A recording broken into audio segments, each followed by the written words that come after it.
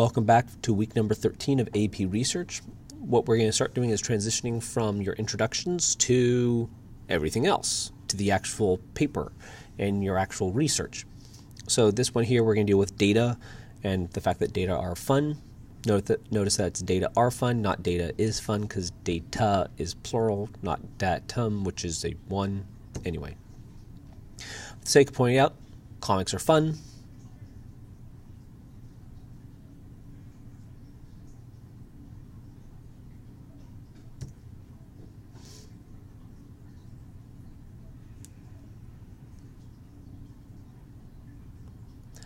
These two comics come from an online comic strip called XKCD, which that 70% of it I understand, and the other 30% I don't understand the jokes at all. But they're pretty good, so if you keep looking, you'll always find something that you probably find funny. A lot of it's crude, though, so I can't show you too much. So when we deal with what we're doing, so data collection, what we have to do is find some type of connection between your research question and then answering your own research question. So you all came up with a research question, or at least I'm pretty sure you all did. I haven't met with all of you, but I'm pretty sure you've all have a research question. And what we should have from there is you need to figure out, well, I think I know how I can answer the question, so I have some type of methodology in mind. Then the question becomes, are you going to gather information, gather data that will let you answer the question? So you have your research question, you have how you think you're going to get an answer. Are you gathering data that will connect the two? And then are your methods allowing you to gather those data? That's what we need to deal with. So one of the big questions that show up is usually, well, how do I figure out my methods? And that one there is a little more difficult. So we can look up textbooks. So you know I have books, so feel free to borrow some, even though they're going to be generic and they're not going to tell you specifically what to do, and we'll deal with a little bit in this video. Or you can look at what other people have done, and I'll show you where you look there, or you can just putz around until you get it right. The catch is you don't have all that much time really to putz around until it's done right. So just saying. But let's focus in on that middle one. So how do we find previous work?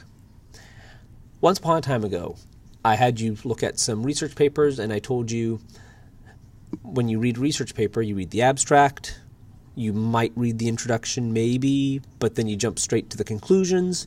If there's some pretty pictures, you read the pictures, and that's about all you do. And then you kind of have an idea as to what this paper was about. Well, how do you figure out what to do? We have to jump into one of those sections I said, avoid it at all costs, and that would be the methods section. So it's going to take probably a couple of reads, and you might need to have a dictionary with you, but when you go through and you look at it, it's going to they will tell you, here's what we did to do our study. Typically, they'll have as an appendix, if they had some type of survey or form or something like that, you can find it. They might have access, provide you access to their data set, so you can see, okay, I see what they were gathering, but it's going to take you some time. You're going to need to work through and process what did they do, and then replicate if necessary, or tweak or modify or whatever you need to do. But it will give you a pretty good idea of, oh, here's how I should probably run this study.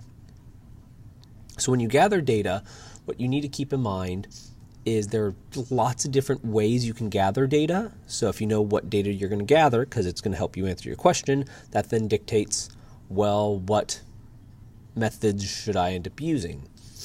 And this picture here just deals with some different types of research methods that exist. So you could be interviewing, that can give you qualitative data, but you could maybe get some quantitative data out of it. You can do a questionnaire, which could give you qualitative and quantitative data. If you look under where it says type of data, it says primary and secondary. Primary meaning you got it from the source. Secondary is you've modified it a little bit so it's tweaked information. It's not raw information, or you're getting it secondhand.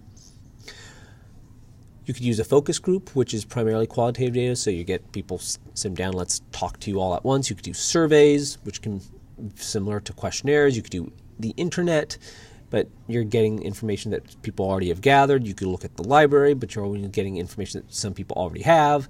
They all have advantages and disadvantages, which you could see in the picture. So I want to start off with the qualitative data, just because a lot of you are actually somewhat leaning towards qualitative data, even though you probably don't mean it. This came from a book called Practical Research and Planning. So if you wish to borrow it, you can.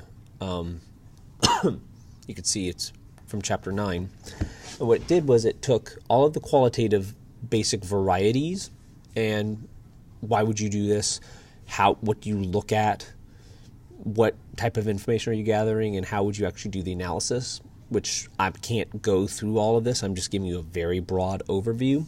But you could do things that we call case studies. So you look at a specific example of something and look and analyze it. You do ethnography studies, so you're looking at a group or a culture. You do a phenomenology, so it's the experience. But you could also deal with something called grounded theory. So you're actually going to generate a theory. You're going to attempt to explain some phenomenon. So you could take any of the case study or the ethnography or the phenomenology, and then you're going to attempt to explain why that is. That would be grounded theory. Or you can do content analysis. So you take information that already exists and start going after it. These will vary in terms of what you're going to be asked to do.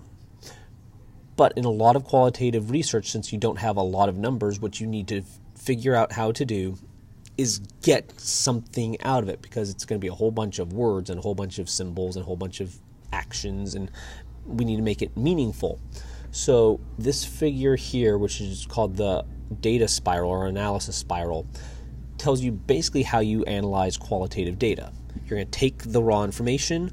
We're going to start figuring out ways to organize it. When we do that, we start looking if we can clump it into either categories or into different meanings or different interpretations, but figure out ways to clump it together so they start to make sense based upon what you were thinking.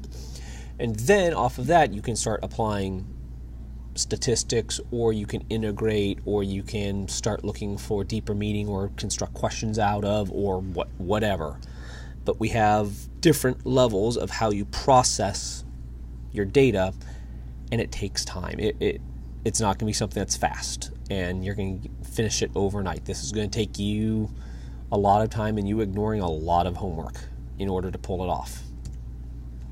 Quantitative data, on the other hand, can be done in other types of studies. So we could still do surveys, which you see as number 4. We could do observational studies, so that would be something like what you would do in AP Bio, where you're doing a behavior analysis, or you're keeping track of what happens over time. We could do some type of correlation. You're going to have to talk to Mr. Brown or Mr. McMillan on that one, because it's going to be some hardcore statistics. There's another type of quantitative research, which is developmental. It's not going to be an option for you just because that's a longitudinal study, and you don't have longitudinal time. Some of you are going to try it, but it's going to be a really very, very small version. Usually longitudinal studies last for years. And by years, I mean decades or generations. So these are the basic types of quantitative data, but there's more than that. None of this obviously is actual experimental, meaning like you're in a lab and you're gathering information. But you could do that, and that'd actually be an observational study because you're observing stuff and you're keeping track.